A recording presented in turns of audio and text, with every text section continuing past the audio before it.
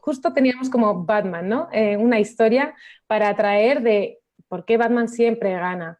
Ujú. Y bueno, eso, respóndenos ya, empezamos a bajar un poquito, ¿por qué siempre gana Batman?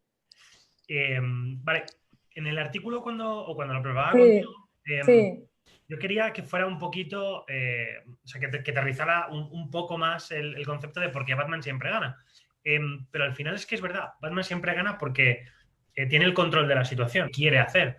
Entonces, ¿por qué tiene el control de la situación? Pues no solo porque se lo ha preparado y ha practicado y practicado y practicado y practicado, sino porque además, si por lo que sea esa situación se le va de las manos, él confía en ujú, sus habilidades.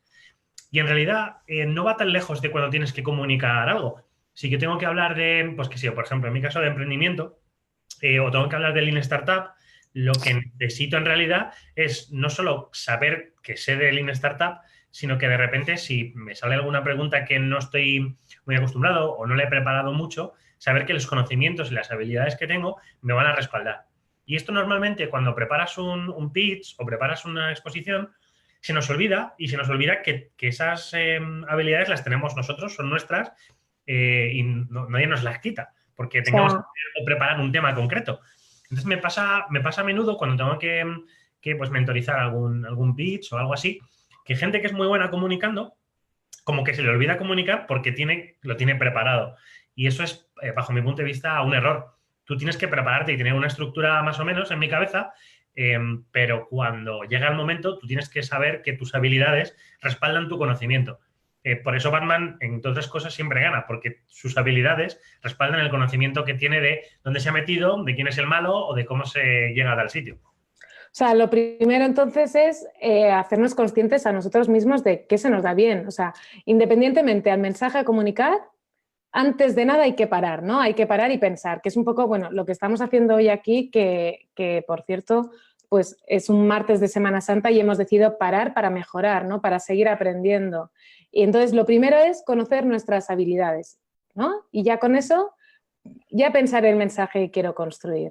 Eso es.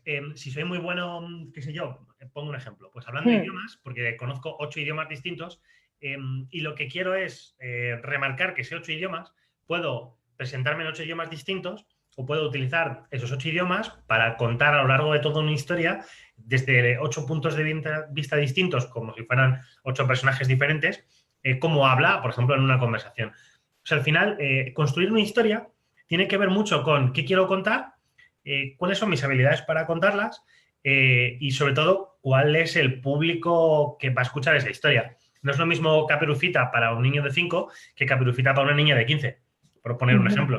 Y por poner un ejemplo que además está de rabiosa actualidad. Te iba a Eh, decir, justo ahora mismo, contingencia. entonces, claro, para mí es muy llamativo, o sea, yo porque soy un enamorado de las historias, ¿vale? Y de contar cuentos. Pero, por ejemplo, en muchísimos cuentos de Japón también ocurre. El cuento de la muchacha de las nieves no se entiende igual para un niño de 5 que para un adulto de 30. Y aunque el mensaje es el mismo, es diferente en muchos matices. Ocurre también con Disney. Cuando tú ves Disney, eh, por ejemplo, Monstruos S.A., los niños ven de una manera y tú estás viendo otro tipo de imágenes. Pero Ujú. está buscado de forma intencional. Mensajes. Correcto. Bueno, además Pixar es un maestro en dirigirse a dos públicos totalmente diferentes a la vez. O sea, Exacto. incluso tienen hasta dos historias que las van uniendo, por así decirlo. Sí, Entonces, sí. vale, bueno, ya voy a aprovechar que estamos casi las 7:30 como para poner en contexto a los que empiecen a conectar ahora, Vale. porque teníamos muchas ganas de hablar y hemos empezado un poquito antes. Así que bueno, ya estamos transmitiendo en directo en el live de Facebook y también en la página. Así que nada, a todos bienvenidos y bienvenidas. Nos está contando Juan Carlos sobre todo la importancia, en el primer caso hemos hablado de, bueno, de saber cuáles son nuestras habilidades para poder comunicar desde ellas, ¿no? O sea, para poder utilizarlas a nuestro favor a la hora de comunicar.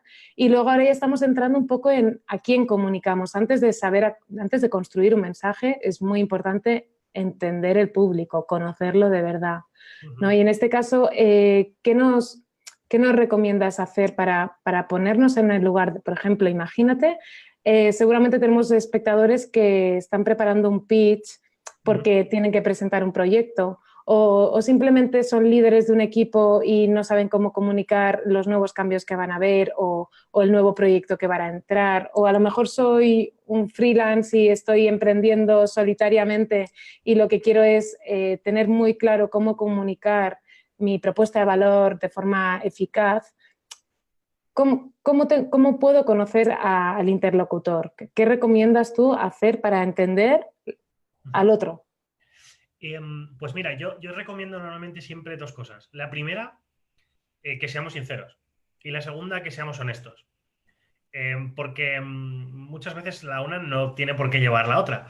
La honestidad hace más hacer relación o habla de cuál es mi intención al respecto de mi mensaje. Entonces yo puedo ser muy sincero contigo y decirte una verdad, pero si esa verdad no va aparejado de una intención sincera, de una intención honesta, tendríamos una falsa intención. Te voy a poner un ejemplo. En mi primera startup, nosotros éramos 12 personas. 12 personas sin cobrar un pavo. No cobrábamos absolutamente nada. Y yo lideraba ese equipo, bueno, mi socio y yo, pero yo cuando comunicaba al equipo, normalmente lo comunicaba yo. Entonces, claro, cuando tú comunicas a 12 personas cuáles son sus tareas semanales, sobre todo para hacer todo el tema de los ciclos de Lean Startup, hostia, tienes que ser muy sincero, porque nadie ve un céntimo ahí y la gente está ahí porque o bien porque cree en el proyecto o bien porque cree en ti, pero al final esto es lo que te vas a encontrar. Entonces yo siempre era muy sincero. Yo les decía lo que quería que pasara, lo que creía que iba a pasar y cuáles eran los esfuerzos que había que poner. Y me parece que esto es clave. Al margen de todo esto, es muy difícil llegar a todo el mundo. O sea, no todo el mundo, cuando llegas a un escenario o a un equipo, a lo mejor no conoces a todo el mundo, pero tú como líder sí deberías conocer cómo es cada uno y cómo comunicas las cosas a cada uno. Y eso me parece un esfuerzo que es importante hacer y que no sé si se está haciendo. Y si, entonces, perdona, entonces me has dicho, estabas hablando justo de la honestidad. ¿Y cuál era el otro concepto que has dicho que parecía lo mismo pero que no era? La sinceridad. O sea, la sinceridad y la honestidad. Claro, tú puedes decir, es que esto es blanco y en realidad es blanco, pero la honestidad habla de para qué lo estás diciendo. Yo te estoy diciendo que esto es blanco para manipularte, no estoy siendo honesto. Perfecto. Si te estoy diciendo que esto es blanco para que sepas que es blanco y actúes en consecuencia, estoy siendo honesto. Y eso para mí es clave. O sea, uno de los puntos claves para poder comunicar a alguien son valores, al final, es empatía con el otro y ser honesto para poder comunicar con sinceridad al final, ¿no? Exacto, sí. Y además, te diré, me parece que todo lo demás, todo lo que enmarca esto, puede ser mejor hablando, peor hablando, hablar más rápido, más lento, emocionar o no emocionar. Pero si no tienes autenticidad, si no eres auténtico, eventualmente la gente te cala. Y cuando te cala, ya da igual lo que comuniques porque ya has perdido. Claro, y la autenticidad va relacionado con lo que justo hablábamos al principio, que es saber cuáles son tus habilidades y ponerlas y hablar a través de ellas, no coger lo que es bueno otro, hacerlo tuyo, porque entonces te va a sonar diferente. Si uno es muy bueno haciendo chistes, no uses tú ese recurso si no es el tuyo, claro. ¿no? Eso sería como la autenticidad y la honestidad. Eso perfecto. De hecho, o sea, una cosa que sí que se puede hacer, por ejemplo, es, vale, hay alguien que hace chistes que es muy bueno, pues qué sé yo, te voy a poner el jugador del Betis, Joaquín, pues cuenta unos chistes fantásticos, pues tiene muchísima gracia el tío contándolos. Coño, si yo no tengo esa gracia, no los cuento. Pero a lo mejor lo que sí que puedo hacer es entender cuál es mi humor. Porque si lo que a mí me resuena es que Joaquín hace gracia y yo quiero hacer gracia, a lo mejor no tengo que contar chistes, pero sí que tengo que saber cuál es mi tipo de humor. Mi tipo de humor es muy irónico y muy absurdo. Entonces, yo encajaría perfectamente a Laura Chanante, porque soy así de idiota como ellos. Pero la realidad es que si no sabes cuál es el humor que a ti te resuena o el valor que a ti te resuena, yo procuro no coger cosas de nadie que no me resuenen. Aunque luego lo puedes adaptar, ¿eh? Cada uno lo puedes adaptar. Lo que no haces es cogerlo en plano, o sea, no te pongas a contar chistes como un sevillano si no tienes la gracia de un sevillano. Vale, entonces todo esto es como para empezar a comunicar casi como la base, ¿no? Desde donde empezamos. Y una vez ya empezamos venga, tengo que preparar algo, ¿qué se puede preparar? A mí siempre, ¿hasta qué puedo preparar y qué debo dejar a la improvisación? Porque creo que hay cosas también a tener en cuenta que pueden pasar lo que sea, que se te activa de golpe el streaming antes y hay que tirar para adelante, se Por hace, ejemplo. como ahora mismo. Vale. Por ejemplo, ¿cómo lo suelo preparar yo? Yo Sí. preparo un esquema, unas líneas generales de de qué quiero hablar, qué quiero contar, más o menos cómo lo voy a contar, y lo que pase entre medias me da igual. O sea, cómo vaya a fluir me da igual, no me importa. ¿Por qué? Porque entiendo que forma parte de mi manera de comunicar. Te lo puedo contar desde Batman, te lo puedo contar desde Marvel, te lo puedo contar con un cuento o te lo puedo contar con un libro de no sé qué autor, me da igual. Lo que sé es que yo tengo que contarte qué significa el control, qué significa la estrategia, qué significa la improvisación, y sé que eso es lo que te quiero contar, ¿vale? Y cómo de importante es la actitud en todo esto para enmarcar cómo comunicas de forma eficaz. Entonces, si yo tengo claro esto, todo lo que pase en medio me da un poco igual. ¿Esto es bien para todo el mundo? Ojo, no. Habrá gente que sea menos espontánea. Yo lo que digo es que lo mejor que puedes hacer es adaptar el discurso que vas a dar a como tú eres, sin perder de vista que puede ocurrir que no tengas el control en un momento determinado y tienes que estar seguro de tus habilidades. Entonces, imaginemos que eres alguien que necesitas tenerlo todo muy estructurado. Vale, no pasa nada. Tú te lo estructuras. Donde yo me estructuro 3 puntos, a lo mejor tú te estructuras 9 o 12. No pasa nada. Eso está bien. Estamos ok con ello. Lo que no estamos ok es que entiendas que si te pierdes un punto, todo se ha estropeado. Claro. Entonces, ese es el problema. Batman no sabe dónde están todos los enemigos de antemano. Pero, coño, sabe que están en una nave repartidos más o menos aquí y qué tipo de armas tienen. Vale, pues ya sé que me tengo que acercar, que le puedo tirar un batarang en un momento determinado para noquearles, o que van con cuchillos y entonces pues me puedo acercar y partirles la cara.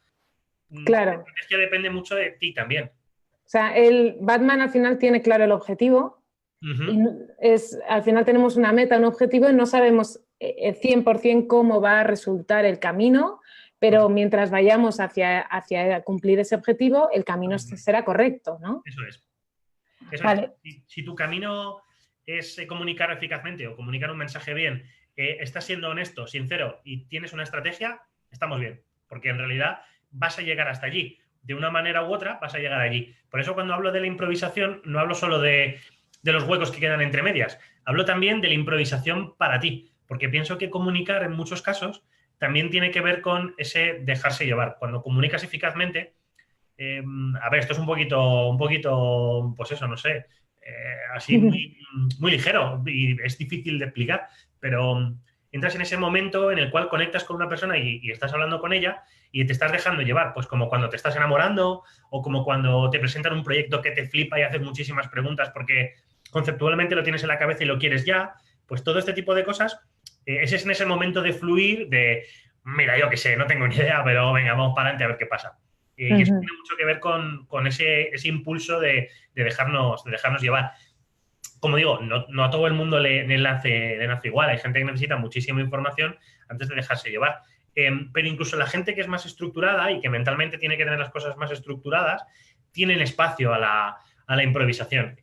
Un espacio más chiquitín quizá, pero tienen ese espacio. Y eso ni siquiera es ni malo ni bueno. Es simplemente el espacio que tú te estás dando a ti mismo para improvisar. O sea, lo que tiene que ocurrir es que esté. Si es más espacio o menos espacio, eso es una cuestión tuya y en realidad es casi mejor, porque ese espacio de improvisación viene con cada uno, no puedes medirlo, no para todo el mundo es igual. De hecho, a mí me da mucha rabia cuando veo pues un vídeo en YouTube o veo, pues no sé, pues el típico PDF que te dan de cómo exponer eficazmente 100% seguro para todo el mundo y yo me parto el culo porque digo, o sea, no tiene ni pie ni cabeza. La gente comunica de formas distintas. Si tienes una estructura muy rígida, lo más probable es que haga un desastre absoluto. Hace unos pocos, en 2012, más o menos, sí, 2012, yo trabajaba en recursos humanos y entonces a mí me dijeron claramente qué discurso tenía que dar cuando llegaba a un cliente. Yo hacía sobre todo la parte de selección. Y cuando llegaba un candidato, yo tenía que explicarle y tenía que repetirle la retahíla de cosas de memoria y sin parar. Pues imagínate, un desastre absoluto. Hice 2 entrevistas porque no me lo sabía, no me gustaba, no me motivaba y aunque luego en la entrevista yo era muy bueno, como en ese inicio en mis superiores no les encajaba y no querían que lo hiciera así, querían que lo hiciera de memoria, pues hice 2 entrevistas en 6 meses. Cuando Claro. venía de una empresa donde en 6 meses había estado haciendo, pues qué sé yo, 10 entrevistas diarias. O sea, yo Claro. sabía hacer entrevistas, pero si me obligas a comunicar de una manera muy concreta, lo más probable es que A, me desmotive, B, me pierda, pero por el tipo de persona que soy yo. Mi compañero no tenía absolutamente ningún problema porque era una persona que era muy organizada. Ujú. Entonces, depende de cada uno cómo lo gestiones. No le puedes obligar a todo el mundo la misma estructura para hablar, por ejemplo.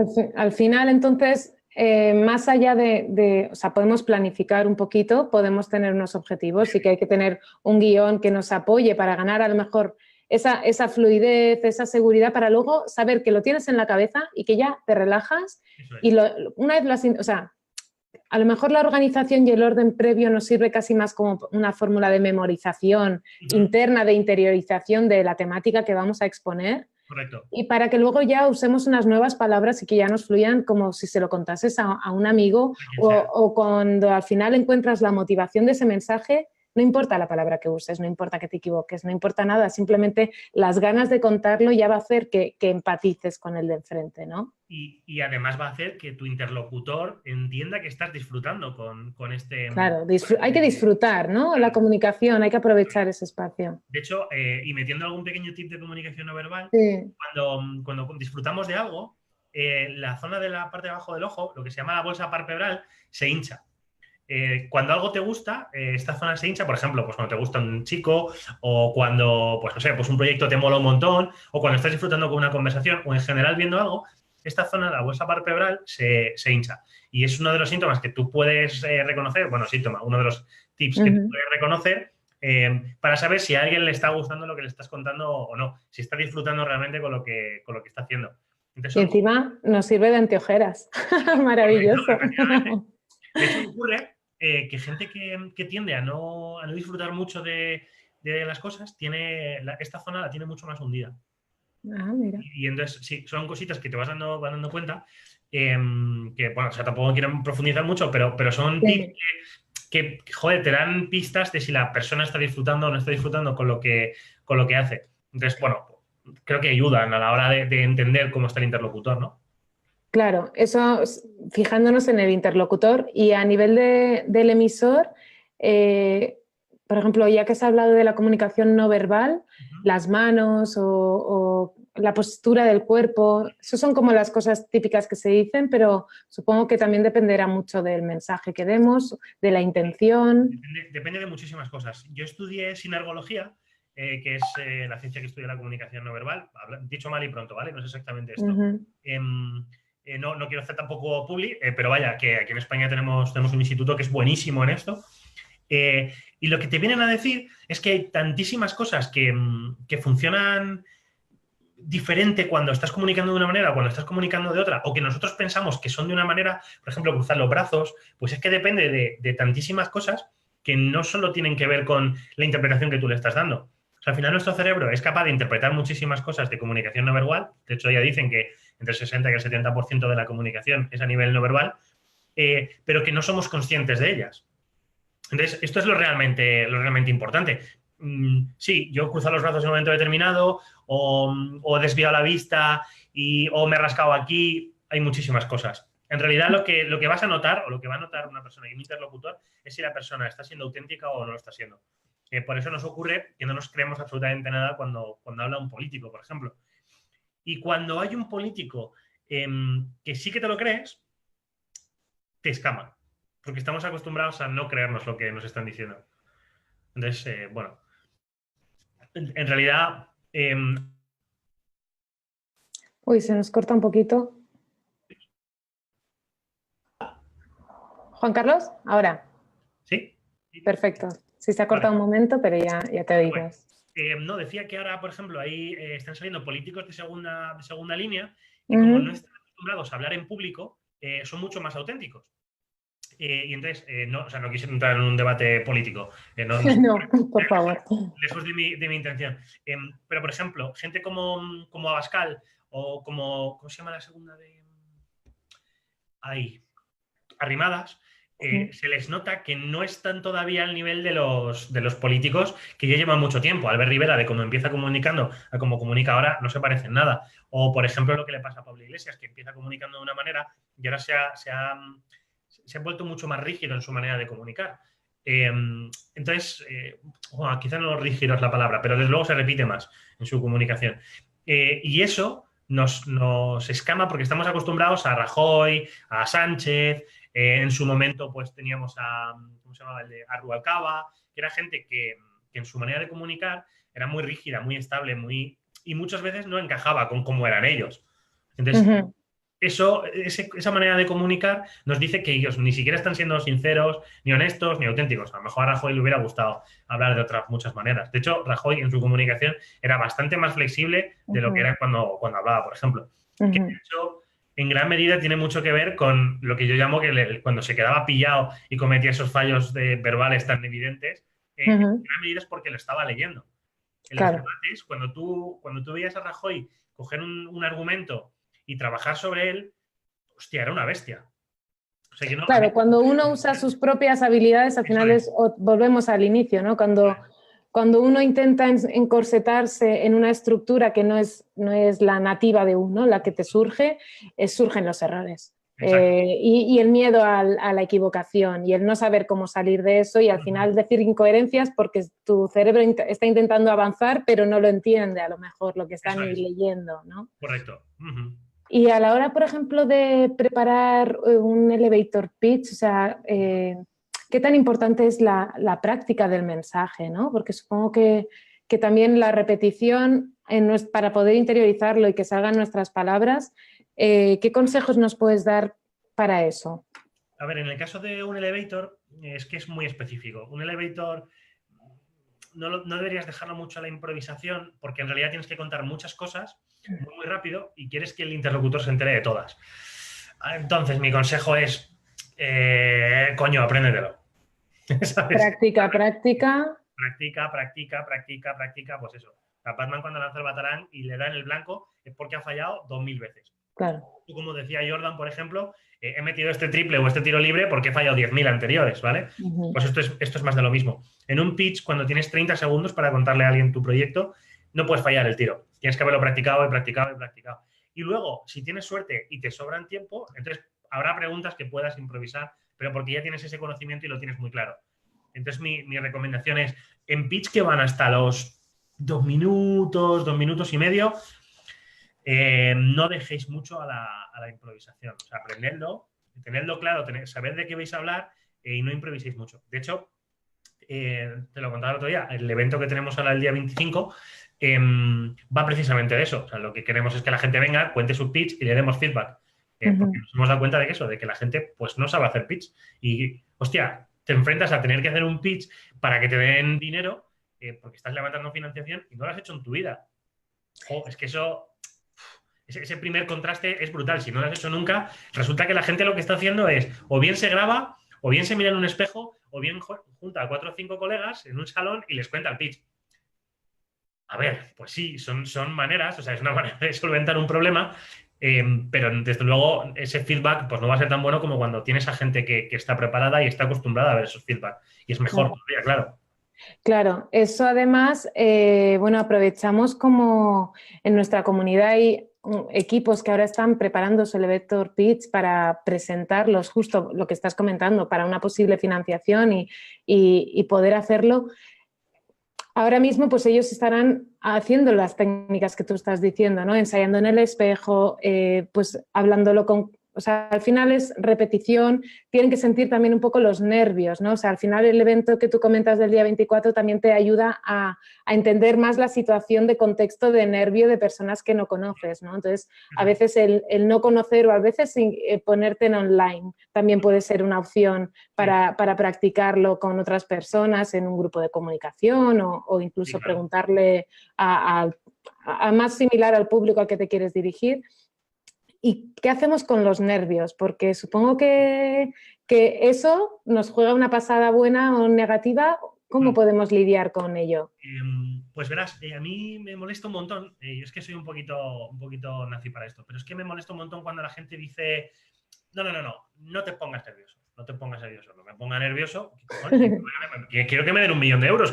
¿Cómo no me voy a poner nervioso? Claro. Claro que me quiero poner nervioso. Los nervios no son malos.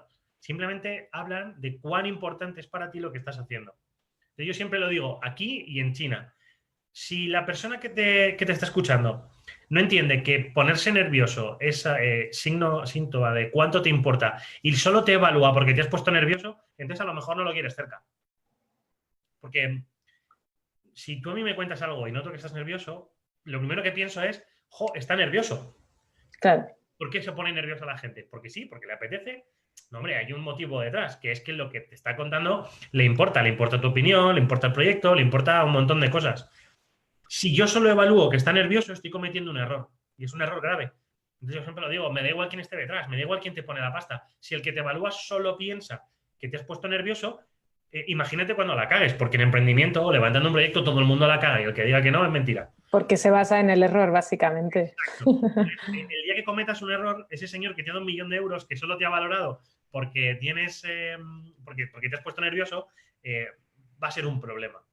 Entonces, mi recomendación es, no pasa nada porque te pongas nervioso. O sea, tienes que asumir y aceptar que esos nervios están ahí, que van a estar ahí porque te importa, pero que no te pueden limitar. Entonces, ¿esto es sencillo? Sí, es muy sencillo. ¿Es fácil de hacer? Hostia, no, es muy difícil. ¿Vale? Pero la realidad es que para poder comunicar en condiciones y comunicar bien a la gente que quieres comunicar, tienes que hacerlo así. Tienes que aceptar que te vas a poner nervioso, aceptar que esa tensión además es buena para ti porque te coloca en un estado de ánimo y de querer comunicar distinto, te pone las pilas, nunca mejor dicho, y que todo el mundo se pone nervioso, que es que el que diga que no es mentira. O sea, yo estaba, yo a las 7:10, yo quería hacer ya el webinar. Vamos a estar aquí. Vamos que ya estamos. Sí. ¿Vale? Entonces, esos nervios son buenos. Yo podría haber estado, pues eso, en un rincón en plan de, joder, que pase rápido que me quiero ir ya. Claro. Pero la realidad es que esos nervios te colocan en un estado emocional que si los aceptas te permiten comunicar mejor en general. Y disfrutarlo, ¿no? Al final, aprender a disfrutar hasta de los nervios, ¿no? Claro, eso es. Uno de los puntos también de la comunicación en el propio pitch, que además lo habíamos hablado, que es la importancia, pues eso, si cometo un error, cómo levantarme de ese error, o sea, al final con naturalidad, ¿no? Paro, perdonar un segundo, vuelvo a empezar y asumirlo como simplemente se van a quedar, o sea, es lograr transmitir bien el mensaje, no importa que hayas tenido que volver a empezar a decirlo, por así decirlo.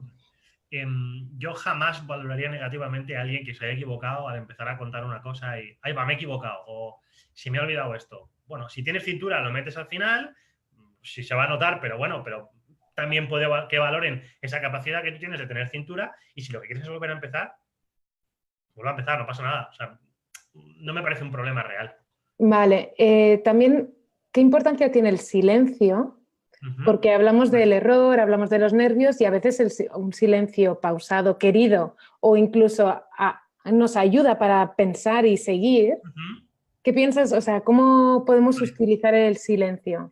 El silencio es un arma de doble filo. Para mí es clave. Yo lo uso muchísimo, pero en realidad es un arma de doble filo. ¿Por qué? Porque hay que ser capaz de aguantar ese silencio. Hacer silencios dramáticos que permitan a la gente que tienes enfrente que lo que has dicho cale, tiene el efecto de que permita que cale, pero que tú tienes que aguantar ese silencio. Que toda esa gente te está mirando y tú no estás diciendo nada. Es un ejercicio súper chulo en negociación, es que cuando se hace una propuesta, el primero que vuelve a hablar es el que ha perdido. Porque es el que implícitamente está aceptando que todo esto va a ocurrir así. Entonces se pueden dar situaciones de gente durante 1 hora, hora y pico, en silencio. Ya, eso es el silencio llevado al extremo, ¿no? Claro, porque tú fíjate, es que es muy, muy, muy importante que la última palabra, y seas tú el que retomes, estás dando por aceptado y en muchos casos o bien aceptando o bien reculando, porque, oye, pues mira, me he pasado con la propuesta o me he quedado corto, en fin, este tipo de errores que haces cuando no sabes cuáles son las cartas que tiene el otro. Yo siempre pongo el mismo ejemplo. En Fundación Telefónica hace 4 años había 300 personas en el auditorio de Fundación Telefónica. Yo estaba allí porque pasaba por uno de los programas de aceleración. Y entonces se presentó allí delante nuestra una muchacha de 16, 17 años tendría, no más, para hacer su pitch. Eran 1 minuto y medio, más o menos. Y entonces, nada, ella llega, se coloca en el centro del escenario y se pone a signar, ¿vale? A hacer lenguaje de signos. Y estuvo como 10, 15 segundos. Yo no sé qué coño fue lo que dijo, ¿eh? Porque hablaría lo que dijera. Y después de 15 segundos, donde estábamos todos en plan de, ¿pero qué está diciendo? ¿O qué coño está haciendo? Ella nos miró a todos y dijo, ¿ah, que no os habéis enterado de nada? Bueno, es que esto le pasa a 3 millones de sordos en España. Qué maravilla. ¡Boom! Mira, Qué maravilla de intro. y los pelos de punta. Hostia, se tomó 15 segundos para asignar, que bueno, era silencio, entre comillas, y luego nos dio a todos 3 segundos para que entendiéramos lo que acababa de hacer. Es que es una puta pasada. O sea, ahí fue entendimiento del usuario de lo que quería comunicar, Brutal. del público que tenía y el super efecto wow. Ahí sí hay un efecto wow. Bueno, si ella hubiera soltado el micro en ese momento, pues ya está, ¿sabes? Suelto el micro y se va, y lo hubiera hecho exactamente igual. Todos nos acordamos de ese pitch. Entonces, ella supo aguantar ese silencio, y es lo que yo digo siempre. Joder, si les vas a emocionar, si quieres jugar a emocionar, déjales que se emocionen. Juega ese silencio y dales el espacio para que se emocionen. Con una de las muchachas que estuve otro día mentorizando con vosotros, yo les decía, ojo, que el dato que me estás dando, que me lo estás aterrizando muchísimo, es un dato tan bestia que la peña, o sea, no, tampoco quiero desvelar, ¿vale? Pero era un dato tan bruto que la gente iba a empezar a mirar a los lados, ¿vale? En plan de, uff, ¿vale? Hay que dar ese. Claro, si vas a generar ese efecto de emoción, dales 3 segundos, dales que se emocionen, que empape bien y que entiendan bien lo que les acabas de decir. Y ahora, si quieres, continúas. Porque en muchos casos lo que ocurre es que la gente te da un dato para emocionarte, pero no te deja, porque sigue con su discurso. Entonces, claro, es un coitus interruptus, no es algo. Pasa muy rápido, no cala tanto. Coño, pues no, o sea, si no les vas a dejar, no lo hagas, no juegues a emocionarles. Entonces, el silencio es clave.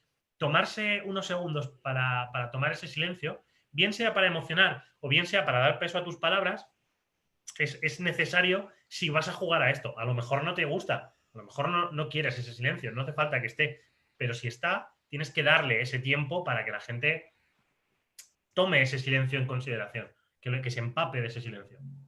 ¿Y el storytelling, cómo podemos incluirlo en tanto el storytelling y también un poco, quiero que me hables también de los juegos, ¿no? De cómo podemos construir un mensaje con estas dos herramientas que también nos van a ayudar a recordar muchísimo más un mensaje. Correcto. Mira, nosotros en Three Little Pigs lo que hacemos es un concepto que hemos trabajado mucho y por el que nos está funcionando guay, que es el storytelling marketing. Entonces, ¿qué es lo que hacemos? Cogemos un servicio, un producto o un valor de una empresa y construimos una historia en torno a ello. ¿Para qué hacemos esto? Para que la gente, cuando escuche la historia, entienda cuál es el beneficio que hay detrás. O sea, yo no quiero hablar de, qué sé yo, pues los beneficios voy a ponerte un ejemplo, de línea directa como empresa de no sé qué. No, lo que quiero es que sepas cuáles son esos beneficios de fondo, como telón de fondo. Entonces, ¿qué tipo de cosas hacemos? Buscamos que la relación con la historia sea a alguien le pasa algo, hay una historia de fondo detrás y nosotros simplemente vamos a contar cómo esas ventajas de esa empresa ayudan al usuario de la historia principal, ¿vale? Pues, joder, he pinchado en no sé dónde, estoy en culo mundo y de repente mi empresa de no sé qué me ha ayudado. Entonces, ¿qué es lo que está ocurriendo ahí? Ahí lo que está ocurriendo es que estás conectando con el usuario, estás emocionando y le estás diciendo cuáles son los valores de la empresa y las ventajas de su producto.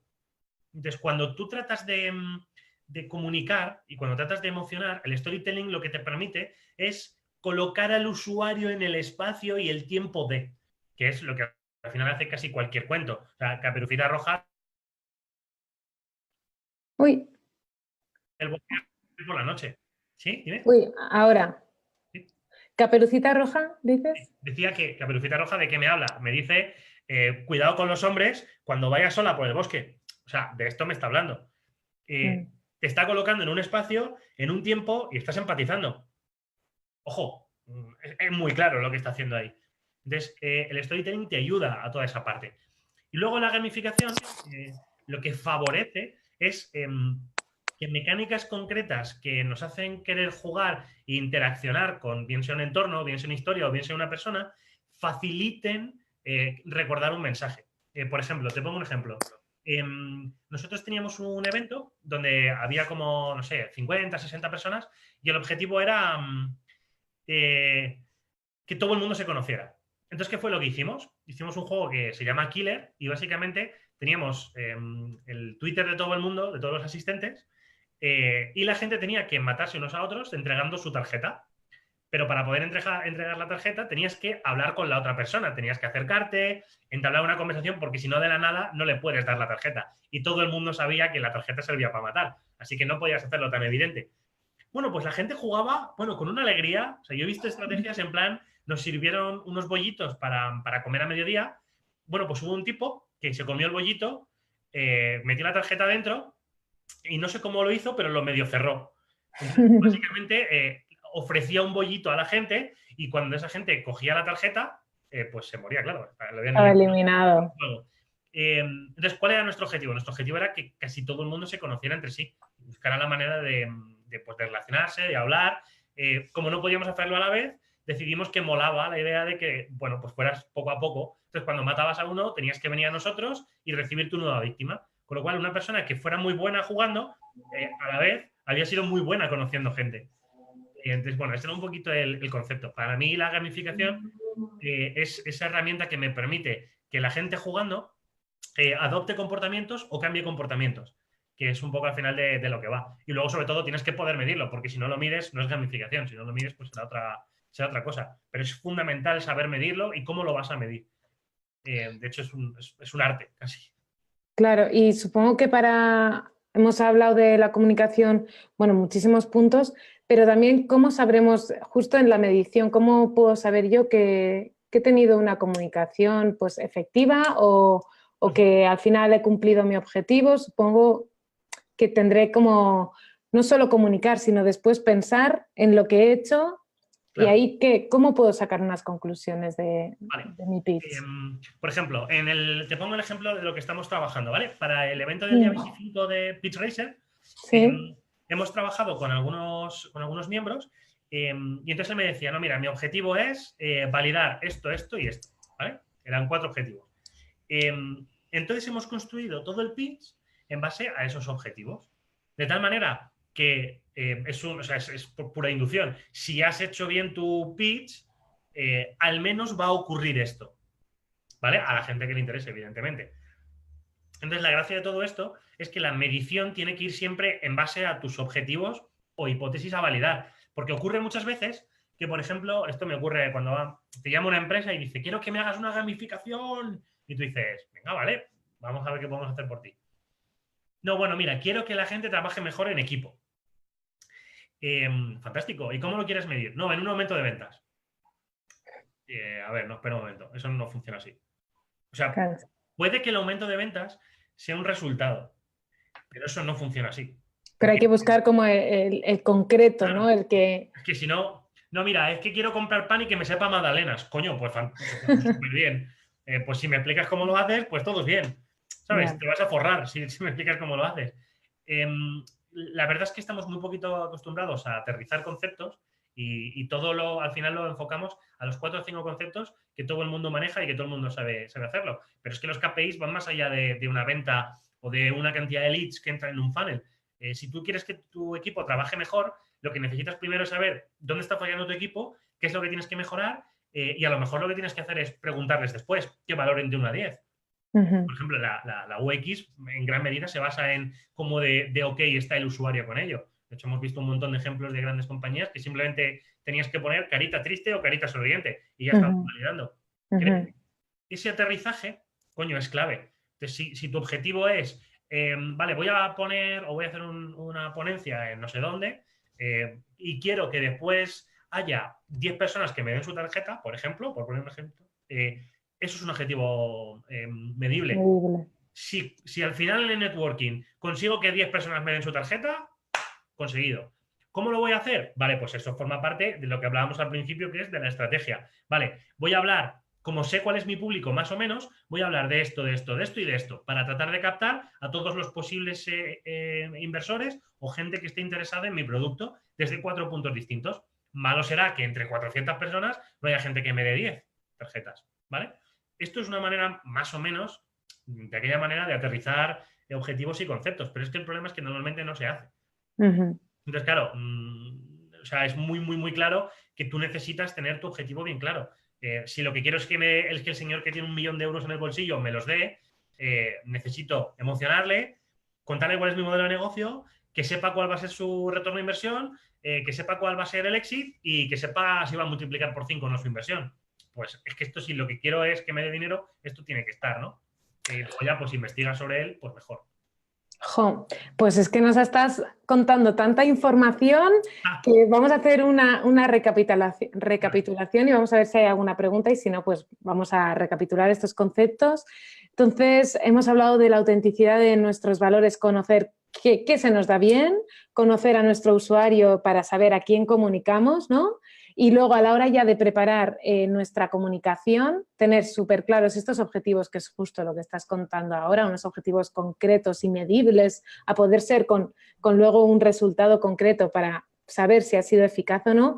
Y ya en el camino, pues es preparar una estructura y también, si no es un pitch, un elevator pitch, que entonces ya es más estructurado porque tienes unos minutos concretos, que entonces ahí sería repetir, ganar seguridad, todo ese lado.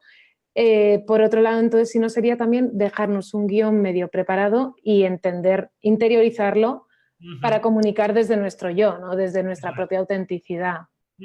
¿Algún otro consejo final que quieras darnos, sobre todo bueno, nos has dado muchísimos, desde el silencio a la historia, os hemos pasado de un extremo a otro, pero bueno, como sé que hay muchos estudiantes y muchas personas que ahora están pues justo trabajando en eso, una conclusión así final que digas, mira, hacer esto... Voy a ir con la conclusión del artículo, que es Perfecto. la actitud. Coño, ¿por qué Batman gana siempre? Vale, no es que los malos sean malos, porque hay malos muy, muy chulos. No es que los guionistas siempre quieran que Batman gane, que también. Es que Batman tiene la actitud. Es que lo que diferencia a Batman de cualquier otro es que lo que él dice es lo que quiere que ocurra. La actitud es el 90%. Luego se pierde. Hay veces que pierdes. Pero si no te crees tú que vas a ganar, nadie lo va a creer. Entonces es lo que yo escribía. Si tú te crees que vas a ganar, si tú crees a pies juntillas que lo vas a hacer bien, que vas a obtener el premio gordo y que vas a conseguir el dinero o la financiación o lo que sea, si tú te lo crees, hay un porcentaje altísimo de que eso ocurra. O sea, hay que ser valientes y tienes que poner todo en el asador y decir, vale, me puede salir mejor o peor, pero esto es lo que quiero que pase. Y hay que ser muy sincero y muy consciente de lo que quieres que pase. Y esa actitud es todo, es lo que te cambia un pitch. Un pitch bueno de uno malo tiene muchísimo que ver con la pasión y la actitud que tú le pongas al asunto. Qué bueno, o sea, al final es actitud, ganas y creérnoslo. Al final saber que ya lo estamos haciendo. Y de hecho, justo una de las frases que te he leído por ahí que siempre dices que el juego no es nada. No, que el juego no es nada, pero jugarlo es todo, ¿no? Al final habla un poco de esto. Sí. Es una frase de un libro, es un libro de fantasía. No recuerdo los autores ahora mismo, pero habla un personaje que es un personaje que se pasa todo el tiempo y tú no sabes de qué bando es, ¿no? Y cuando se muere, él dice eso, dice, es que el juego no es nada, pero el jugar lo es todo. Entonces los juegos se ganan y se pierden, pero desde el jugar, ¿sabes? Esa es la intención. Ese es ese Batman que le dice al malo, me da igual lo que estés haciendo. O sea, esto no va a pasar en Gotham. Yo te voy a parar. Pues esa actitud, ese jugar, es lo que te cambia todo y lo que te cambia a ti cuando estás comunicando algo. Oye, Juan Carlos, muchísimas gracias por venir a jugar con nosotros. Hemos estado muy a gusto contigo, hemos aprendido muchísimo. Bueno, haremos un artículo resumen de toda esta información porque creo que es súper útil para que la revisemos. Y a todos los que nos estáis viendo, actitud. Me quedo sobre todo con ese cierre de actitud y ganas y echarlo para adelante, que os va a salir súper bien y que lo que sea es. Así que desde la autenticidad a comunicar siempre. Muchísimas gracias a todos y nada, os dejaremos todo grabadito y lo podréis revisar cuando queráis. Fantástico. Muchas gracias, Juan Carlos. Muchísimas gracias a vosotros. Hasta luego. Chao.